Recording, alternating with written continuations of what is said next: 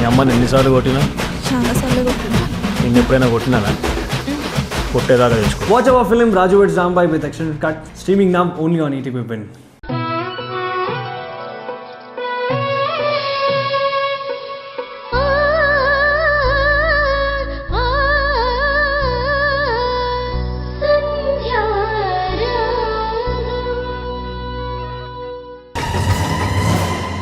ఏంటండి ఇది? సంధ్య ప్రెగ్నెంట్ అయినంత మాత్రాన ప్రపంచంలో పెనుమార్పులు ఏమైనా జరగబోతున్నాయా? మరి ఇది అతిగా లేదా?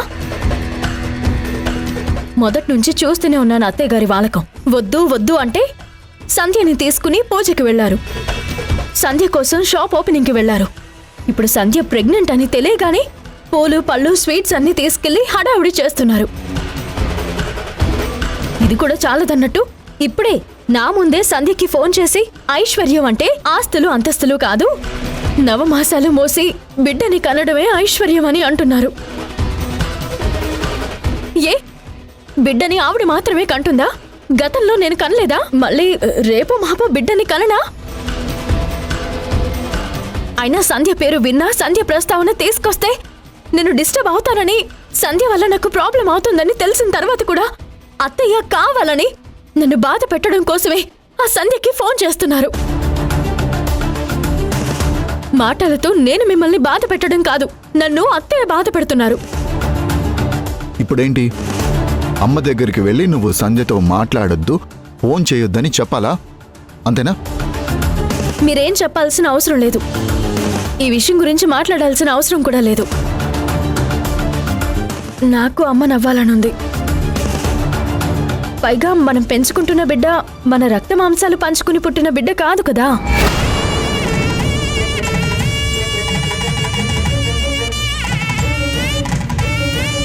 వింధ్య, ఏం మాట్లాడుతున్నావు?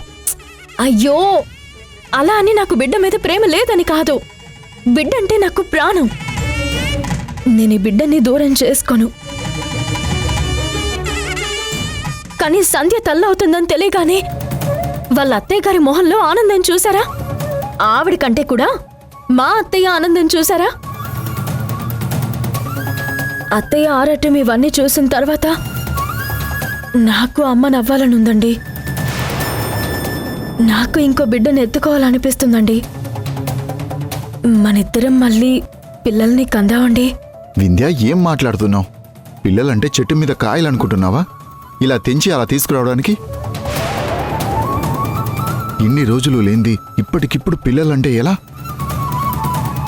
బిడ్డల దూరమై సంధ్యగారి అదృష్టం బావుండి మళ్ళీ తల్లి కాబోతోంది. ప్రతిదీ సంధ్యగారితో పోల్చుకొని సంధ్యలాగే నాకు కావాలంటే ఎలా? ఎవరికి ఎప్పుడు ఏమివ్వాలో దేవుడికి అన్నీ తెలుసు. నిజంగా ఆ దేవుడు కరుణిస్తే తప్పకుండా మనకి బిడ్డలు పుడతారు.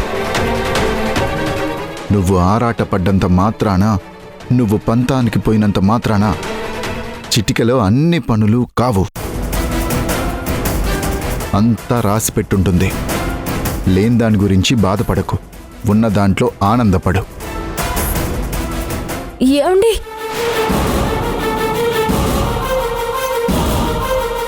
నేనొక బిడ్డకి జన్మనిచ్చి ఇన్ని రోజులవుతుంది. అవతల సంధ్య ప్రెగ్నెంట్ అయింది. కానీ నాకింతవరకు అదృష్టం దక్కలేదు. దేవుడెప్పుడు కరుణిస్తాడా అని ఎదురు చూడాలా? లేదు, సంధ్యలాగే నేను అమ్మనవ్వాలి. సంధ్యలాగే నేను కూడా ఒక బిడ్డనెత్తుకోవాలి. సంధ్య అనుభవించే ఆనందం తప్పన ఆ హడావిడంతా నాకు కావాలి. నేను సంధ్య కంటే ఎక్కువ ఆనందంగా ఉండాలి. నేనింకో బిడ్డకి జన్మనివ్వాలి.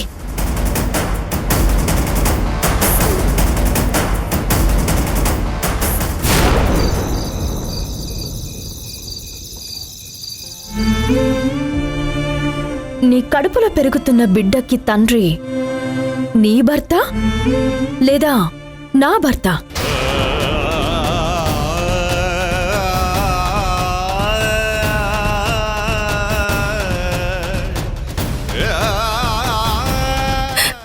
నన్ను క్షమించు వింధ్య. నువ్వు నన్ను తిట్టినా బాధ పెట్టినా అన్నింటినీ భరించాను, కానీ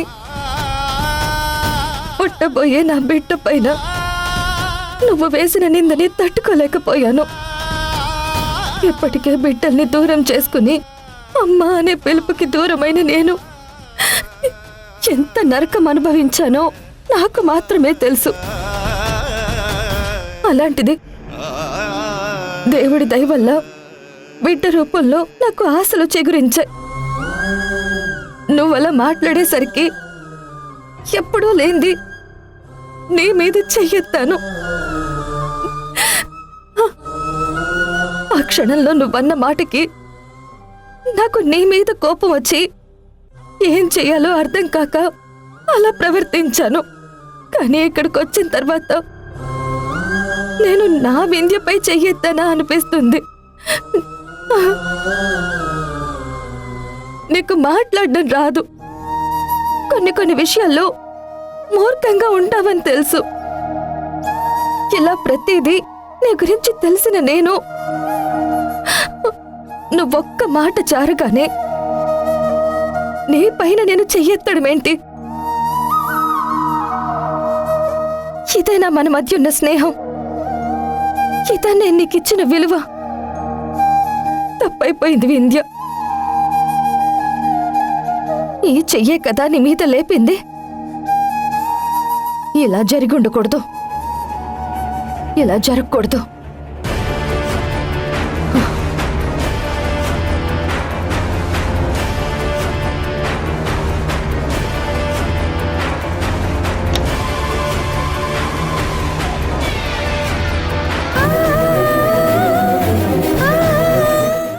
సంధ్య, ఏం చేస్తున్నావు? నీకేమైనా పిచ్చి పట్టిందా? అమ్మ నిన్ను వింది ఇంటికి తీసుకెళ్తుంటే నేను భయపడుతూనే ఉన్నాను. నేను భయపడినట్టుగానే అక్కడేదో జరిగింది. ఇంకొద్దిసేపు నేను రావడం ఆలస్యం అయితే చెయ్యంతా కాలిపోయేది. అసలు నేను పొట్టి మనిషి కూడా కాదు. నీ కడుపులో బిడ్డ ఉంది. ఇప్పటికే మన ఇంట్లో అశుభం జరిగింది. మనందరం ఎంత బాధపడ్డామో గుర్తులేదా? ఇప్పుడు నువ్వు బాధపడి నీతో పాటు మమ్మల్ని అందరినీ బాధ పెడతావా? చూడు, చెయ్యి ఎలా గాయం అయిందో. రా.